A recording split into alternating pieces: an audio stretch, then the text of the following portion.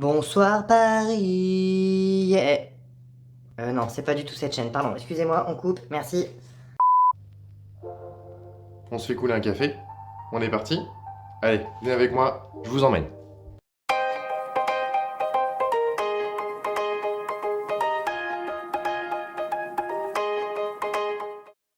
Salut à tous et bienvenue de nouveau sur ma chaîne. Si vous êtes déjà abonné, je suis super content de vous retrouver aujourd'hui. Alors, comme je vous ai dit, on se fait couler un petit café.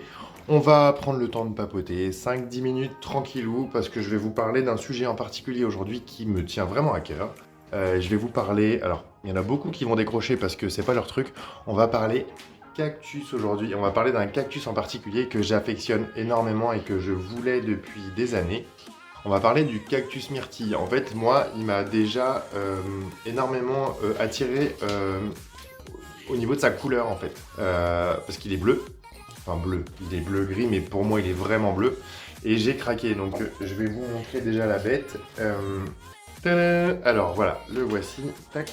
Donc, petit cactus bleu. Je le trouve juste dingue. Il est très, très beau. Alors, il est très simple. Hein. C'est un cactus chandelle, comme on peut l'appeler... plus communément cactus cierge aussi. Donc il est très simple, mais je voulais vous montrer la couleur. Regardez-moi ça. Un beau cactus bleu avec des grosses épines pour se défendre. Mais très simple, mais très très beau. Donc je vais vous le montrer avec un pot un peu vintage abîmé. Je trouve que ça lui va super bien. Bref, je vous ferai des petits détails et un petit shoot photo de la plante un peu plus tard dans la vidéo. Donc je voulais vous parler de cette plante là.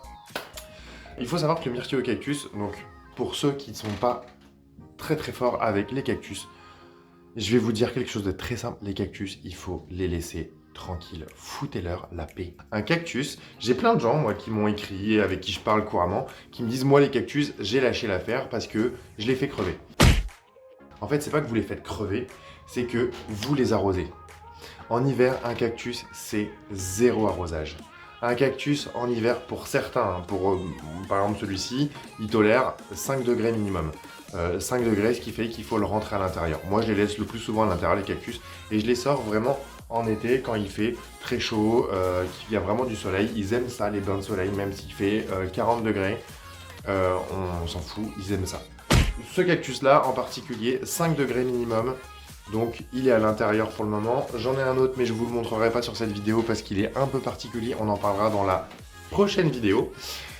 Alors je vais vous montrer une euphorbes qui est à la maison depuis un moment. Hop, elle est gigantesque. Donc c'est un Trigona rubra, donc Euphorbia Trigona rubra. Donc c'est une euphorbes, un cactus à feuilles aussi, on l'appelle comme ça. Oula, il a des petites peaux de l'araignée. Hop. Et en fait, du coup, je l'ai laissé tout l'été en plein cagnard sans l'arroser. Il a fini par perdre tous ses feuilles parce que, bien sûr, je me suis dit, ah, c'est comme les cactus, ça s'arrose pas. Bon, à l'époque, j'y connaissais pas grand chose. Donc, il a perdu toutes ses feuilles. Et depuis que je l'ai rentré en fin d'été dernier, regardez, il me refait des feuilles, mais de dingue. Et du coup, donc, il se ramifie un petit peu aussi à la base. Donc, à ne pas confondre, ça, c'est une euphorbes. Une euphorbes, ça boit un petit peu plus. Moi, je l'arrose même en hiver, je l'arrose une fois par semaine. Et voyez le résultat, il se comporte super bien. Et le cactus qu'on arrose, quasi pas, enfin même zéro arrosage en hiver. Et là, vous verrez que vous ne tuerez plus vos cactus avec cette petite astuce. En hiver, zéro l'arrosage, zéro. Alors ces petits cactus là en fait, on appelle ça des myrtillocactus ou des cactus myrtilles parce qu'en fait au niveau de la floraison qui font des toutes petites fleurs qui font à peu près 2-3 cm de diamètre, blanc, jaune, qui finissent par la suite, qui donnent en fait des petites baies qui ressemblent à des myrtilles en fait, qui sont comestibles et qui ont un léger goût apparemment de kiwi. Donc ça peut-être, j'en sais rien. Après à savoir que les fleurs et les fruits arrivent plus couramment sur des cactus myrtilles, enfin sur des myrtillocactus qui ont minimum 10 ans et qui sont plutôt en terre. On va dire que tout ce qui est cactus en pot, etc., ils peuvent fleurir, mais au niveau des fruits, ça va être très compliqué. Après, ce qu'il faut savoir au niveau de leurs origines, le myrtillocactus vient plus précisément donc Guatemala, Mexique et de la région de El Salvador. Si vous voulez, je vous mets une petite carte juste là, paf. Voilà, et donc on est parti pour vous montrer la plante plus en détail. C'est parti.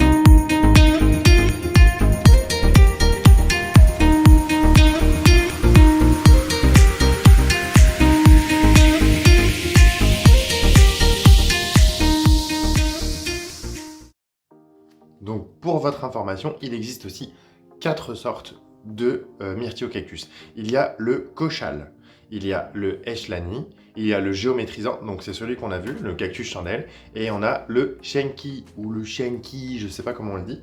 Bon, après, c'est vraiment du détail, on s'en fout un peu. Hein. Le plus, pour moi, perso, le plus beau, je trouve, c'est le géométrisant, parce que je trouve qu'au niveau des couleurs, il est vraiment, vraiment très, très beau.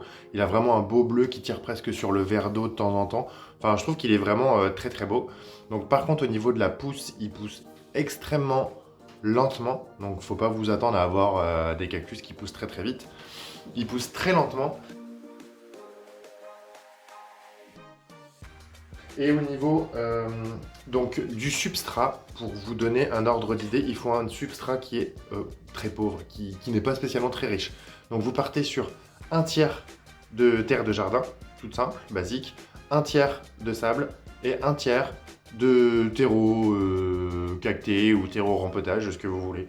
Mais il faut vraiment qu'il y ait quand même pas mal de sable pour que ce soit relativement drainant. Mais après, voilà, on va dire que c'est des plantes qu'il faut plus regarder qu'arroser et qu'on n'hésite pas à mettre en plein soleil dès que la belle saison arrive. Sur ce, j'espère que la vidéo vous a plu, que vous avez appris certaines petites choses quand même.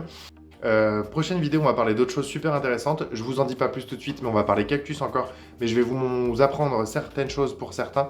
Sur ce, je vous remercie. Merci encore d'être là, de suivre la vidéo, de la regarder jusqu'au bout, de vous abonner, d'aimer la page et de faire tourner, de faire partager. On est de plus en plus nombreux. Je suis super content.